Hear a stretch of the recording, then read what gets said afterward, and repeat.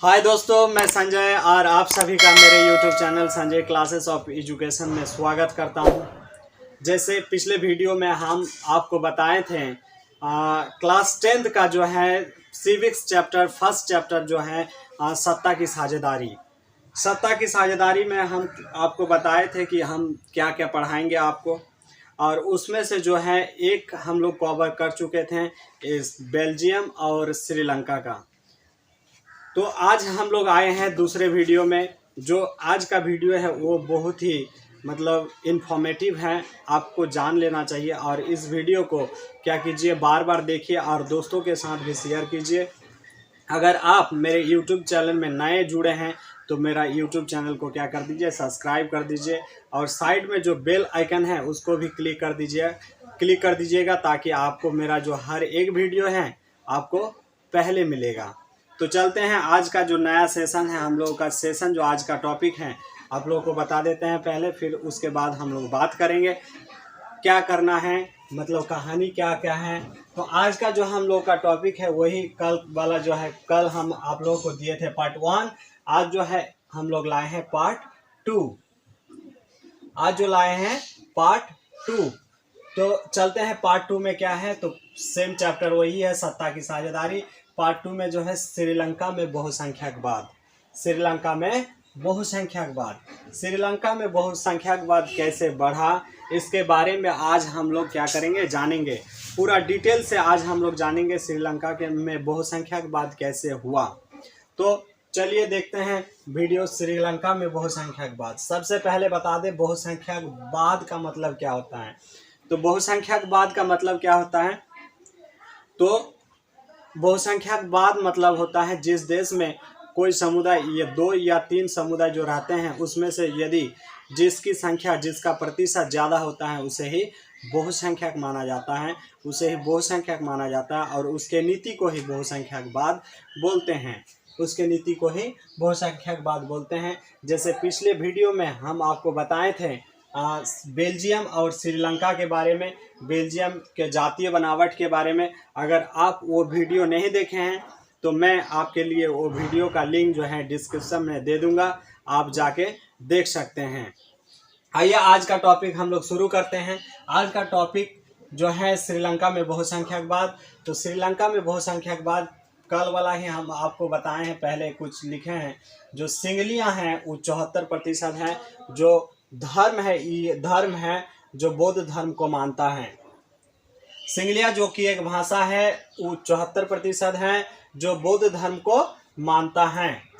और इसमें जो है दूसरे नंबर पे आता है सबसे बड़ा जो धर्म, ये भाषा है तमिल भाषा है जो 18% है, जो दोनों धर्म को मानते हैं। दोनों मतलब हिंदू और मुस्लिम मतलब इस्लाम धर्म को मानते हैं। मुस्लिम जाति का है, इस्लाम धर्म को मानते हैं। और 18 में से 13% आपको बताए थे, 13% जो है वो क्या है, तो मूल श्रीलंकाई तमिल हैं, और 5% जो है भारतीय तमिल हैं। आपको कल बताए थे कि 5% जो भारतीय तमिल हैं, उपनिवेशिक काल में जो है बागानों के काम के लिए भारत से कुछ लोग लाए गए थे, और उसी में बसे थे भारतीय तमिल, जो अभी का कितना प्रतिशत हैं, 5%। फिर जो आता है दोनों भाषा बोलने वाले लोग जो हैं, सिंहली और तमिल भाषा बोलने वाले लोग जो हैं, ये 7% हैं। इसका धर्म तो ईसाई धर्म है, ईसाई धर्म को मानने वाला जो है वो 7% है, सबसे कम। लेकिन ये दोनों भाषा बोलते हैं, सिंहलिया और तमिल, सिंहली भाषा और तमिल भाषा दोनों भाषा बोलते हैं।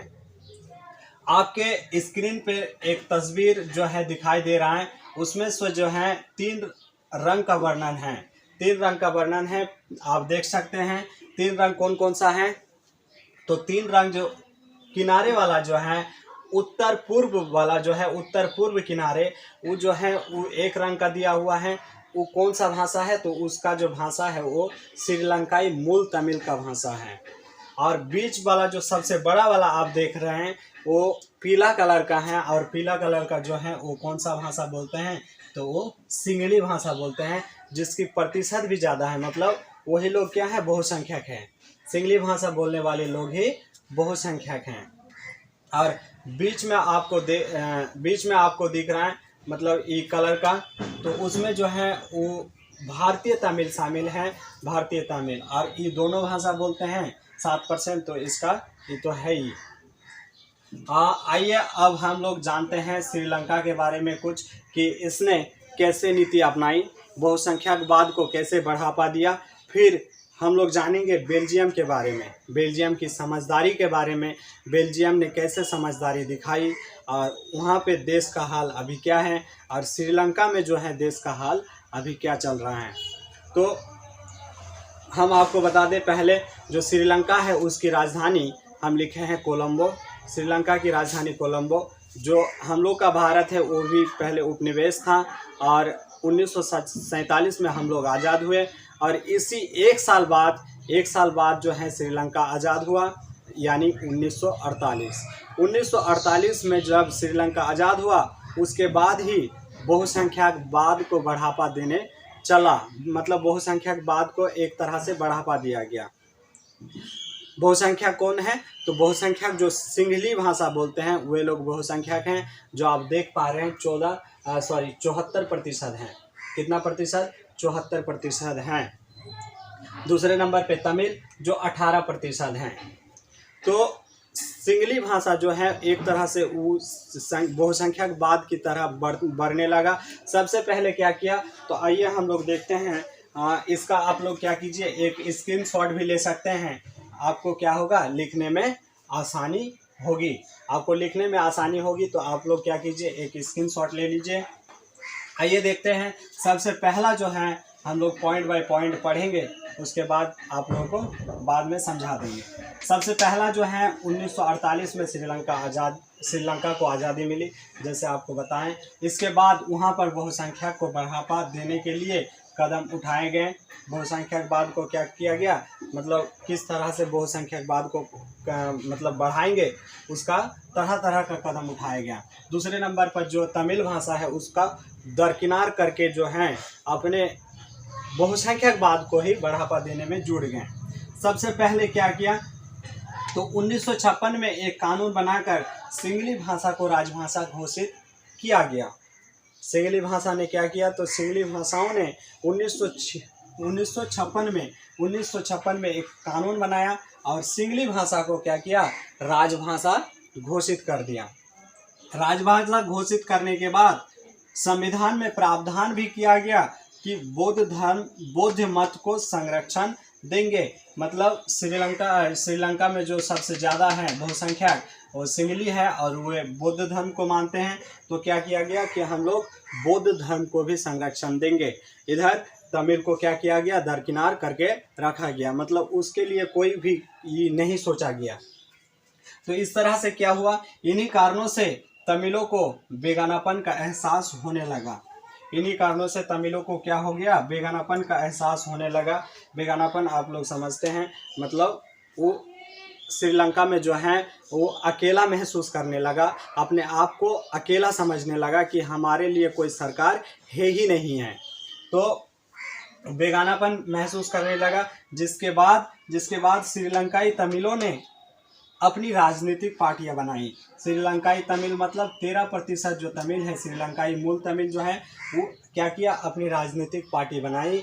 और राजनीतिक पार्टी जैसे जैसे समय बीता तो क्या किया उन्होंने, तो 1980 के दशक तक उत्तर पूर्वी श्रीलंका में स्वतंत्र इलम मतलब क्या होता है, तो इलम मतलब सरकार होता है। ये शब्द जो है आपको पूछा जाता है। इलम ध्यान रखिएगा, ये शब्द जो होता है, इस शब्द का मतलब होता है सरकार। बनाने की मांग को लेकर अनेक संगठन बने और राजनीतिक पार्टी तो बने। और 1980 के दशक मतलब होता है 10 साल, यानी 1980 से 1990 तक, 1980 से 1990 तक जो है सरकार उत्तर पूर्व मतलब उस साइड जो है उत्तर पूर्व में जो है सरकार की मांग को लेकर क्या किया गया, बहुत सारे संगठन बनाए गए। इनमें से एक संगठन जो है, इसमें एक संगठन लिप्टे, इंग्लिश में बोलेंगे तो LTTE है। लिट्टे को वहाँ का एक संगठन है जो यह चाहता था कि हम लोग क्या कीजिए, हम लोगों को एक स्वतंत्र राष्ट्र बना दीजिए। जो हम लोग तमिल हैं, श्रीलंकाई मूल तमिल हैं, उनको एक स्वतंत्र राष्ट्र दे दीजिए, क्योंकि आप लोग हमारे तो सहायता करेंगे नहीं। तो इसीलिए जो है उन्होंने क्या किया, एक स्वतंत्र राष्ट्र बनाने के लिए कई सारे संगठन बनाए, लेकिन इनमें से एक लिट्टे संगठन है। आपको ये भी पूछा जाता है लिट्टे के बारे में, ध्यान रखिएगा। लिट्टे जो श्रीलंका का एक संगठन है तमिलों के पक्ष में। उसके बाद LTTE का पूरा नाम क्या है, तो LTTE का पूरा नाम है लिबरेशन टाइगर्स ऑफ तमिल इलम। लिबरेशन टाइगर्स ऑफ तमिल इलम। लिट्टे को लिबरेशन टाइगर्स भी बोला जाता है, क्योंकि ये जो है बहुत ही ताकतवर थे उस समय के एक ही संगठन ऐसा थे जो बहुत सक्रिय थे। इन दोनों समुदायों के कारण श्रीलंका में गृहयुद्ध शुरू हुआ। इन दोनों मतलब जो है सिंगली भाषा बोलने वाले लोग और तमिल भाषा बोलने वाले लोग, इन दोनों समुदायों के कारण श्रीलंका में क्या हो गया, गृहयुद्ध शुरू हो गया। गृहयुद्ध कहते किसको हैं, तो गृहयुद्ध जो होता है अपने देश में होने वाले आंतरिक मसलों के कारण जो झगड़ा होता है उसे गृहयुद्ध कहेंगे, गृहयुद्ध बोलेंगे। गृहयुद्ध शुरू हो गया। गृहयुद्ध जैसे कि आपको पता है युद्ध होता है, झगड़ा होगा तो आदमी तो मरेंगे ही। तो युद्ध होता है और युद्ध के कारण ही जिससे हजारों लोग तथा अनेक परिवार अपने मुल्क से भागकर शरणार्थी बन गए, जिससे हजारों लोग क्या हो गए, मारे गए, और अनेक परिवार जो हैं अपने मुल्क से भागकर शरणार्थी बन गए। शरणार्थी मतलब होता है कि देश छोड़कर अन्य देश में चले गए। देश छोड़कर क्या हो गए, अन्य देश में चले गए।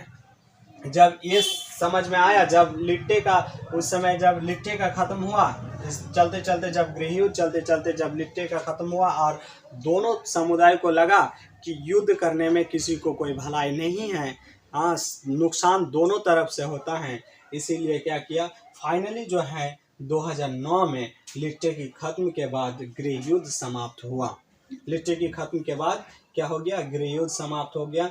और गृहयुद्ध समाप्त के बाद आज जो है श्रीलंका अभी तक चल रहा है। इकोनॉमिक्स में आप लोगों को पढ़ा जाएगा, श्रीलंका जो है हम लोग का जो भी मतलब दक्षिण एशिया का जो भी देश है, दक्षिण एशिया में श्रीलंका ही सबसे ज़्यादा उन्नतमान राज्य है, क्योंकि उसका जो है जनसंख्या भी नियंत्रण में है और GDP दर भी बहुत ही बढ़िया है।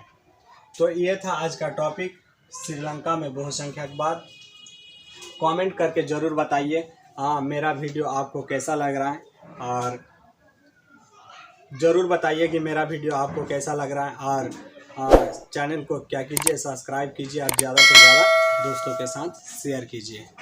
Thank you, bye.